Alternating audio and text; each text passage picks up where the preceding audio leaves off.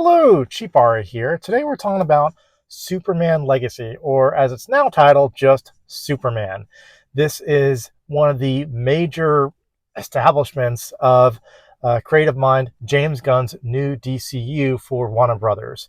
Superman is supposed to be released in 2025, and there's been a lot of news and tidbits as to what's going on with this new film, and expectations are pretty lofty on Warner Brothers' end that this is supposed to be the big thing to kind of push Warner Brothers to the green with respect to box office dollars. So let's kind of break each part down in terms of the news that's come out thus far for this movie. Superman Legacy establishes the new DCU, but there is a preliminary animated series that comes out before it. So Creature Commandos is actually the de facto first part of this new DCU. This is going to be an animated series, presumably streaming as early as this year, maybe on HBO Max most likely. Creature Commandos is a combination of kind of like a Suicide Squad that brings in some classic horror monsters like Frankenstein. It's an animated series, and it's supposed to, again, kind of establish what this world's about, and of course produced by James Gunn. Now, moving into Superman, the movie, this is a reboot for this upcoming new rebooted DCU, starring David Corenswet as Superman. This is going to be kind of a more lighthearted, more than the previous Zack Snyder's universe, more of a lighthearted, energized version of Superman. Now, in terms of the rumors, spoilers, or scoops that have gone on with this movie, and for those not wanting any type of potential spoilers, please leave now. But from what has been scooped thus far, the story is about a conflict going on in Eastern Europe that Superman, as one of the newer heroes out there in the public, gets framed for something by Lex Luthor, so that he becomes public enemy number one, and essentially other heroes that are in there in the universe go and attack Superman due to whatever incident he was framed for. So that brings in other heroes like Mr. Terrific, who has nanotechnology, of course, ingrained in his body, and he can do all sorts of things in terms of not only being a genius, but can control different technology, holograms, things to again kind of meet whatever he's trying to do. You also have actor Nathan Fillion is in the movie as Green Lantern, and he has the power of the Green Lantern ring to manipulate anything with his mind, can create with the ring. You also have Isabella Merced. She is starring as Hawkgirl, and of course she is this Egyptian goddess that has been constantly reincarnated and has the memories of all those past lives, and of course she's got that harness with the wings, so she's playing Hawkgirl.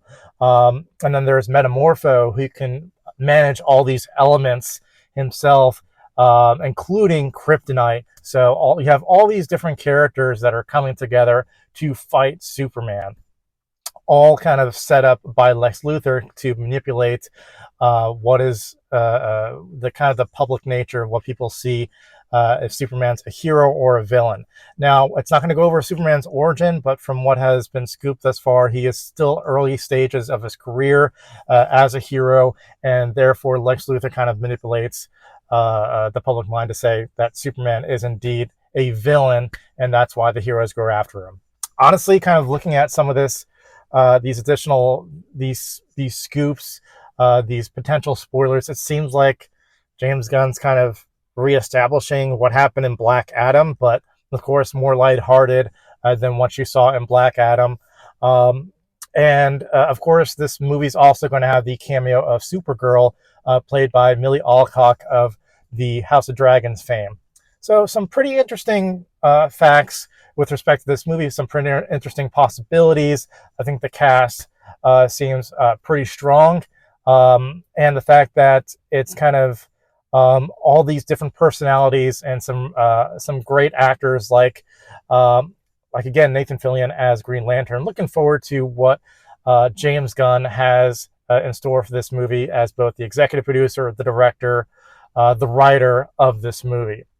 Now, some things to caveat with respect to my worries is that I think Warner Brothers is counting too much on this movie alone. While you'll hear that plenty of writers, journalists, YouTubers are saying this movie is not expected to be a breakout hit, that it's just going to be something to pivot the minds and opinions of the general audience, that, hey, maybe this is something to look forward to, and they're not expecting it to be a box office smash. I disagree with that. I think this has to make money. So, in my opinion, given that this doesn't have the strength of kind of being new, it doesn't have the hook, I don't think there's enough of this being an event film for audiences to go to theaters in mass droves, even if it is great. And I fully expect this movie to be excellent because I've liked all of James Gunn's movies, but it doesn't have the new factor.